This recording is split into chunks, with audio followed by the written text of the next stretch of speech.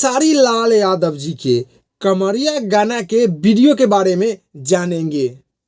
चलो भाई देखो अब मैं क्या कर। खेसारी लाल यादव जी के कमरिया गाना के वीडियो वेब म्यूजिक के ऑफिशियल यूट्यूब चैनल पर रिलीज कर दिया गया है।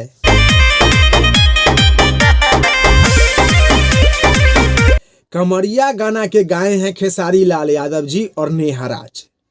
कमरिया गाना के गाए हैं खेसारी लाल यादव जी और नेहा राज। ठीक है समझिए। खेसारी लाल यादव जी के कमरिया गाना के लिखे हैं प्रकाश परदेसी। कमरिया गाना के लिखे हैं प्रकाश परदेसी।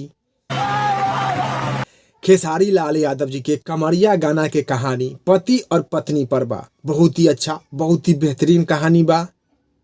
कमरिया गाना के कहानी बहुत ही बेहतरीन बा, बहुत ही अच्छा बा, पति और पत्नी पर बा।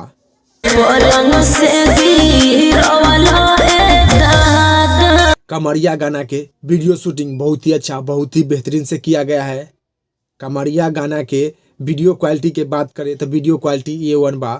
खेसारी लाल यादव जी के कमरिया गाना के वीडियो देखिएगा तो बहुत ही ज़्यादा इंटरेस्ट आएगा, मज़ा आएगा। खेसारी लाल यादव जी के कमरिया गाना के वीडियो देखिएगा तो खेसारी लाल यादव जी कमरिया गाना के वीडियो में डांस बहुत ही अच्छा, बहुत ही कमाल के किए हैं।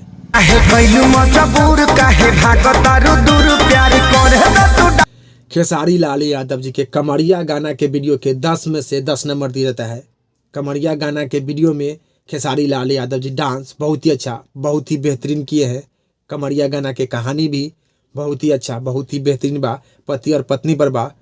तो खेसारी लाल यादव जी के कमरिया गाना के वीडियो के 10 में से 10 नंबर दिया जाता है। चलिए इस वीडियो में इतने। Bye bye, Tata.